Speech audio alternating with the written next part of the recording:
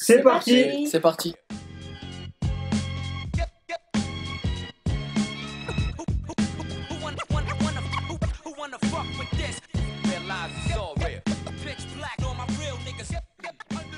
Salut à toutes et à tous et bienvenue pour cette nouvelle édition de l'œil du SR, votre émission hebdomadaire de la webzine urbanstreetreporter.com. Et pour m'accompagner aujourd'hui, comme d'habitude, maintenant, Aminata. Salut Aminata. Salut. Un revenant, Zakaria, ça fait longtemps. Hein. Et ouais, ça fait un peu longtemps. Tu vas bien? Oui, bah écoute, très bien et toi? Ça va, tranquillement. T'es venu avec ton pote? Ouais, bien C'est sûr, pas sa Adams. première. Adams, Ouais, salut Adams. c'est la deuxième fois. Ouais, ça va, tu vas bien? Ouais, ça va bien, tranquille. Les gens apprécient ta première. Hein. Ils me disent, ouais, Adams, il était bon, tout ça. Ouais, tant mieux. Voilà. Là, je te mets pas la pression, mais un petit peu quand même. Il faudrait pas oublier que Nassourdi doit mettre son numéro et son Snapchat quand même. Ouais, non, t'inquiète. Ah, il veut de la pub. Pour ceux qui sont intéressés par le Snapchat et le numéro d'Adams, contactez-nous en privé, on vous le donnera. Et une nouvelle autour de la table, c'est Catherine. Salut Catherine. Salut tout le monde, merci Salut. de m'avoir invité, Bah, merci d'être venue ici dans nos locaux Urban Street Reporter. avec plaisir. Comment t'as connu un petit peu la webzine? Bah grâce à toi Nassourdine. C'est pour ça que je vais demander. C'est juste J'avais juste envie d'entendre ton Exactement. Voilà, j'avais exactement. envie d'entendre prononcer son nom. Non mais en fait du coup j'avais vu certaines des vidéos du webzine sur Facebook.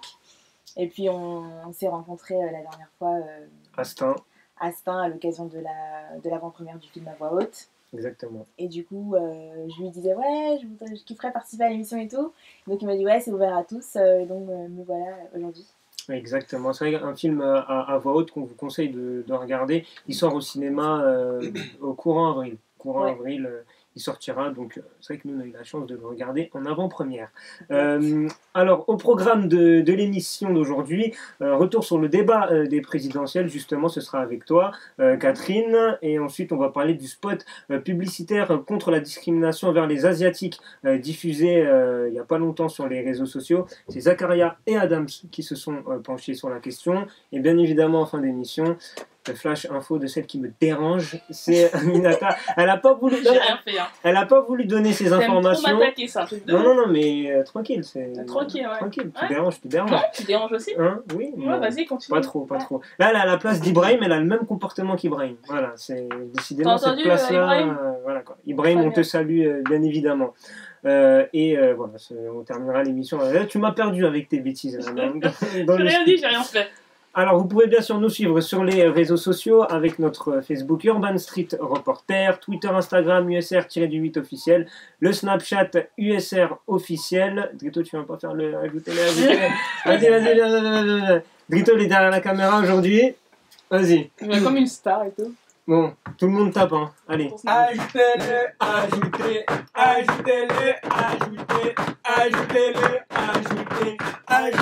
Urban Street Reporter. Allez! Merci, Drito. Drito. Merci. On te retrouvera bien évidemment en fin d'émission pour refaire la même chose. Et notre YouTube, sans oublier notre YouTube, Espoir et Création. Alors, on va passer tout de suite au premier sujet avec toi, Catherine.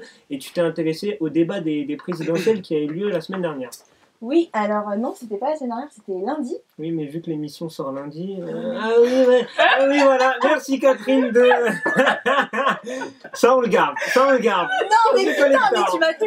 tu m'as déstabilisé en plus. Enfin, je pensais trop que j'étais genre. En direct. J'avais trop raison. Et tout. Ouais. Voilà, non mais oui. Donc oui effectivement donc la semaine dernière lundi 20 mars a eu lieu du coup le débat des présidentielles donc à un mois du premier tour des présidentielles. Et donc, en fait, on a eu du coup la présence de 5 candidats sur 11, que vous connaissez tous, hein, pas besoin de les nommer. Et donc, voilà, chacun a pu du coup présenter son projet, son programme pour le prochain quinquennat français. Donc, voilà, débat, discussion, controverse. Et en fait, la question était surtout de savoir, du coup, pourquoi est-ce que ces candidats ont été choisis plus que d'autres. Alors c'est vrai qu'il y a du coup la question des sondages, hein, c'est du coup ce qu'on appelle les candidats principaux qui ont le plus d'intention de vote de la part du public français. Mais c'est vrai que c'est très, je dirais, étrange de du coup donner la parole à 5 candidats sur 11, alors que du coup on essaye du coup d'avoir une vision large de toutes les opinions, de tous les avis qu'ont les Français. Et donc la question est de savoir si c'est vraiment un débat, je dirais, légitime, si pourquoi est-ce qu'on aurait du coup exclu certains candidats et pourquoi certains candidats devraient être là plus que d'autres, sachant qu'il y en a un parmi eux qui est en ce moment très troublé en ce qui concerne quelques affaires avec la justice. Et donc voilà, aujourd'hui la question que je pose à tout le monde, c'est un peu si vous êtes pour ou contre cette exclusion de certains candidats et la représentation de tous les candidats à la présidentielle. Et comment est-ce que vous voyez du coup les présidentielles à un mois du premier tour. Alors autour de la table. Alors moi, ce que j'en pense justement, c'est que TF1, c'est une chaîne de télé.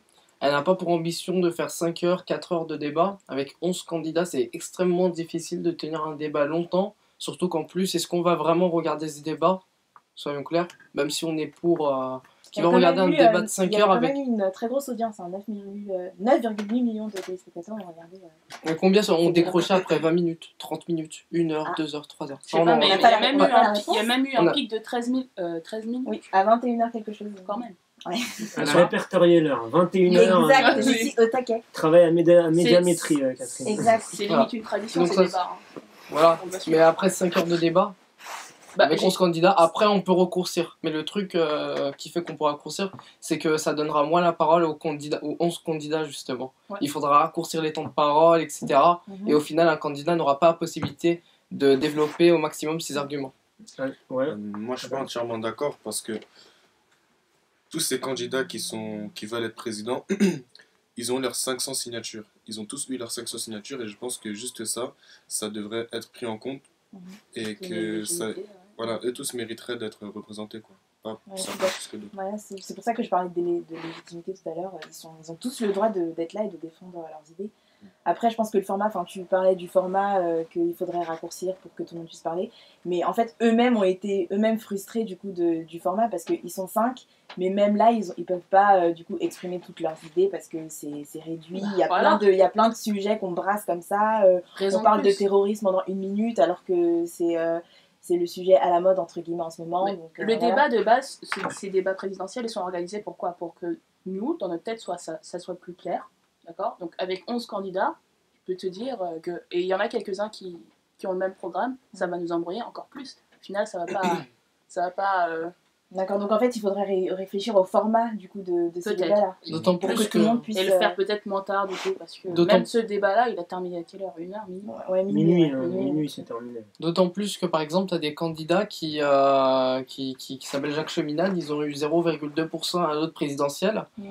J'imagine aujourd'hui pas qu'ils ont leur chance d'être président et les faire intervenir dans un débat et développer leurs arguments, etc. Alors qu'ils ont un programme complètement fantasmagorique, ils veulent faire de la conquête spatiale, etc. Alors que c'est extrêmement coûteux, bien que ça soit intéressant et que je soutiens tout à fait son programme, mais malheureusement c'est trop coûteux et c'est fantaisiste. Il serait en face de grosses figures et se ferait manger très rapidement. Moi, je trouve sincèrement. Oui, mais c'est un débat justement. L'important c'est justement de confronter les points de vue, non? Enfin, je sais pas. Oui, mais ça serait compliqué. Hein. Moi, je trouve que c'est pas très malin ce qu'ils ont fait. Parce qu'ils ont choisi les candidats les plus médiatisés, ceux que tout le monde connaît en fait. Et ceux qui ont ceux qui ont le plus d'intention de vote. Ouais, voilà, surtout. Donc je pense que même si ils avaient représenté les 6 autres candidats les moins connus et leur donner leur chance de présenter leur programme, peut-être qu'il y en a parmi eux, ils ont des programmes intéressants. Et donc voilà, je pense que ça serait mieux accepté d'avoir représenté les 6 candidats les moins médiatisés que les 5 plus médiatisés. Toi, t'aurais préféré un débat avec les candidats qui ont le moins d'intention de vote? Voilà, que personne connaît comme ça. Ah ouais. Justement, ils ont représenté ces candidats qui étaient au-dessus de 10%. Et donc, qu'ils étaient forcément les plus connus, etc. Après, est-ce que c'est légitime? Ça, c'est toute la question. Moi, je pense que la solution alternative qu'on pourrait proposer, c'est de faire un grand débat et de proposer dans les mêmes canaux d'horaire, dans les mêmes créneaux d'horaire, etc.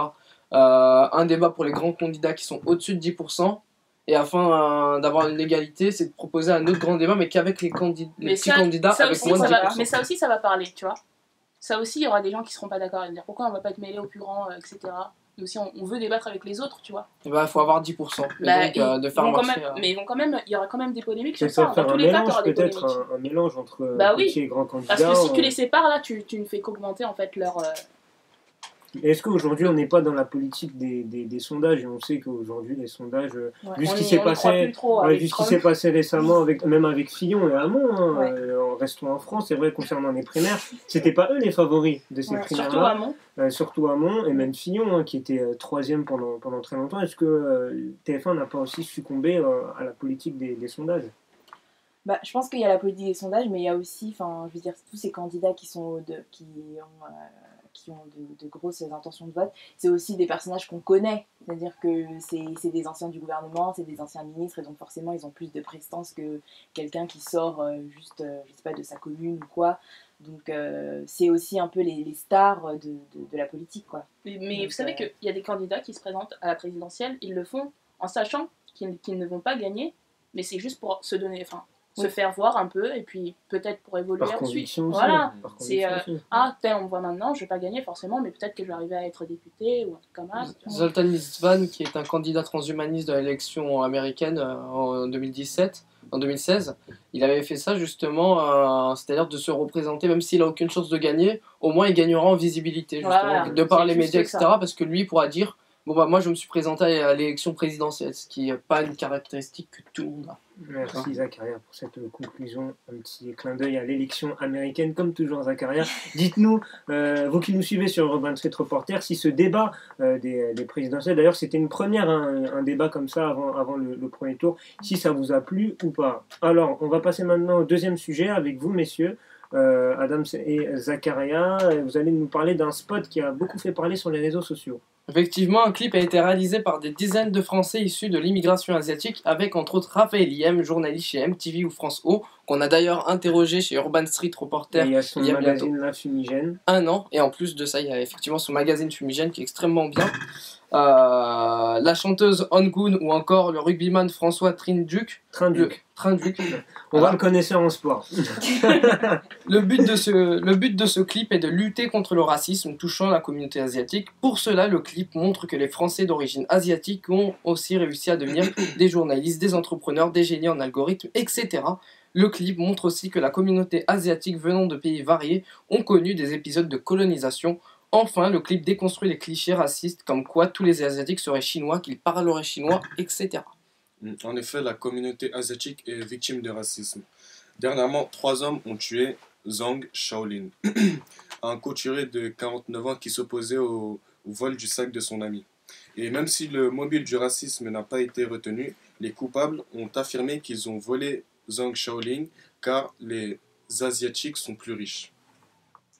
D'autant plus que dans leur interrogatoire, les coupables appelaient chinois Zhang Shaolin dû au pli épicentrique. Pour ceux qui ne sont pas au courant, le pli épicentrique, c'est le terme qu'on utilise pour désigner les yeux qu'ont souvent les personnes chinoises ou asiatiques.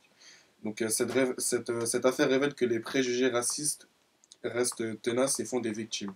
Près de 500 personnes s'étant rendues à l'hommage de Zhang Shaolin. Et ceci nous amène à la question de: le racisme est-il sous-estimé en France? Le racisme anti-chinois est-il sous-estimé? J'ai fait un lapsus, j'ai dit anti-chinois, c'est Bravo, anti-asiatique. Voilà. Je tombe dans le cliché, vous le voyez, moi aussi malheureusement. Alors par rapport à cette question, vous en pensez quoi les filles? Tu peux répéter la question? Est-ce que le racisme anti-asiatique est sous-estimé en France?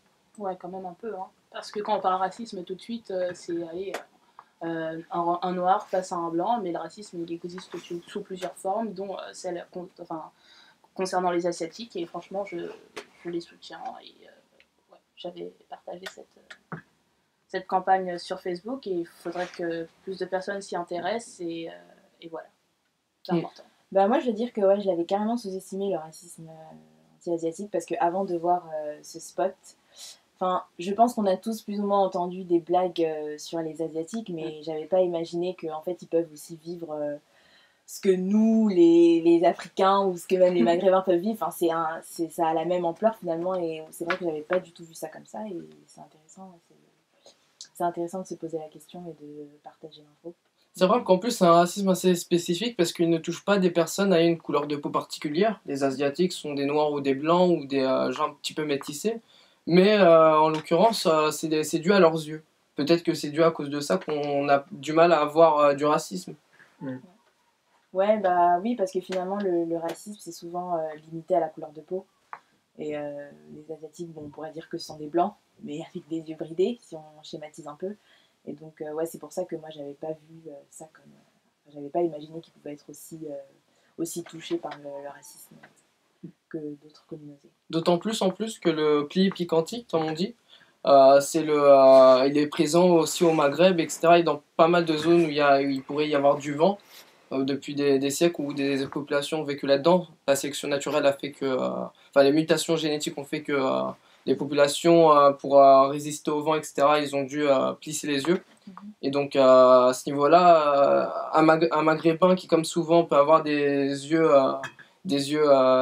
plis picantiques, eh ben, ne sera pas vu comme un Asiatique, justement. Et ça, je trouve toujours ça un peu marrant, le fait qu'ils ne vivent pas le racisme anti-asiatique. Et pourquoi cette communauté, elle n'arrive pas à se faire entendre? Ils manifestent, pourtant il y a eu un rassemblement, mais pourquoi médiatiquement, ça ne fait pas autant de bruit que différents types Ouais, je de me pose racisme vraiment la qu'on question. peut- qu'on peut C'est une voir. très bonne question. Ouais. Alors moi, je me suis posé la question. C'est vrai que c'est assez difficile. On se demande vraiment pourquoi. Moi, il me semble que Est-ce dans que les c'est années... pas un peu leur bonne image, entre guillemets? C'est-à-dire dans le sens où, Ils ont... comme tu l'as dit, comme vous l'avez dit dans votre chronique, voilà, ils ont une image de personnes assez travailleurs, assez discrets. Est-ce que ça joue pas un peu en leur défaveur dès lors qu'il faut contester ou manifester pour leurs droits? Moi, je pense, peut-être, effectivement, ils vivent un cliché qui serait perçu comme positif. C'est-à-dire que c'est pas un cliché qui va dire oh non, vous êtes des gens inférieurs ou autre. Non, c'est clairement un cliché qui va les valoriser. Mais qui va les valoriser, mais qui aura aussi des conséquences négatives parce que. C'est gênant. Voilà. Et du coup, en fait, ce sera aussi intéressant, justement, de voir si c'est pas parce que ce sont des personnes qui, du coup, sont issues de l'immigration, moi, Adams ou autres, qui vont justement voler ou autre ces personnes, et du coup, comment ça s'appelle, et que les médias vont éviter d'en parler pour éviter de donner des voix à l'extrême droite, qui, justement, récupère ce racisme anti-asiatique. Adam, toi, t'en penses quoi Moi, je pense que on devrait essayer de trouver quelque chose pour y remédier parce que on se dit que c'est pas grave alors que peut-être que ça l'est en fait parce que voilà, il y a un homme qui a été tué à cause de ça parce qu'il a été perçu comme riche, il s'est fait cambrioler, il s'est fait tuer et c'est dommage de se faire tuer pour une raison aussi ridicule. Donc voilà, il faut y remédier. Aminata, pour terminer. Ah ouais, il faudrait que ça fasse du bruit, il faudrait que tout le monde aussi essaie de s'y intéresser, comme nous, on s'intéresse à une certaine forme de racisme. Et puis, j'espère que ça fera du bruit, c'est une très belle campagne.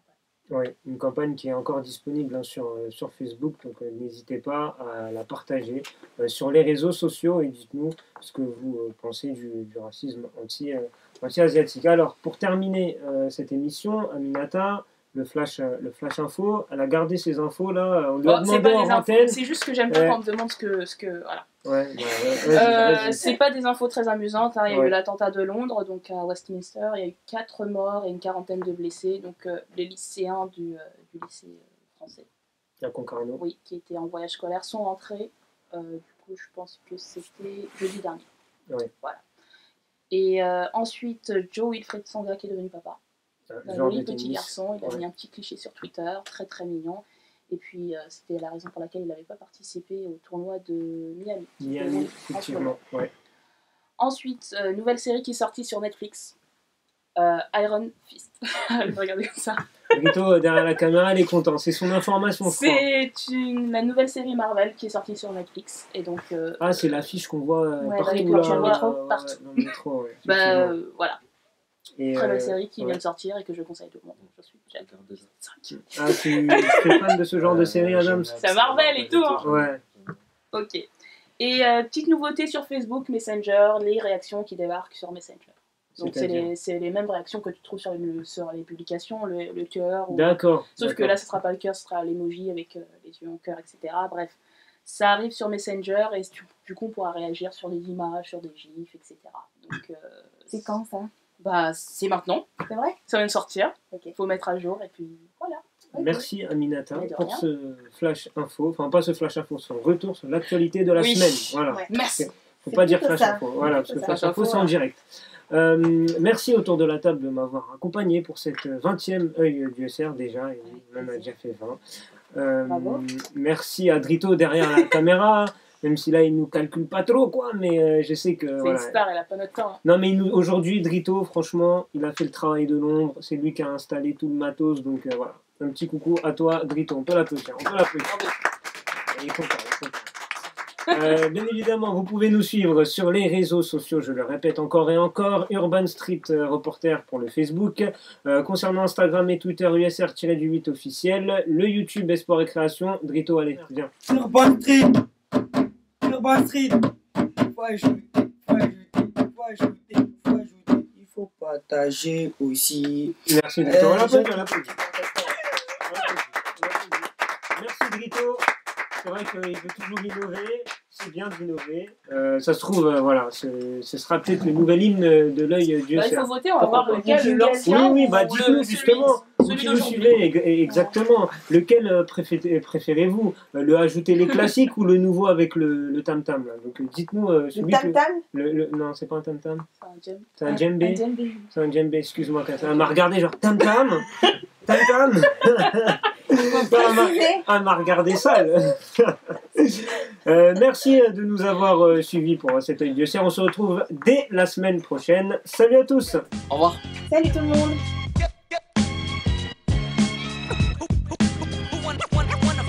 Who wanna fuck with this? Realize it's all real. 3, 2, 1. C'est parti. C'est parti. Non mais non mais... Je vais faire exprès, je te Il jure. l'a fait exprès.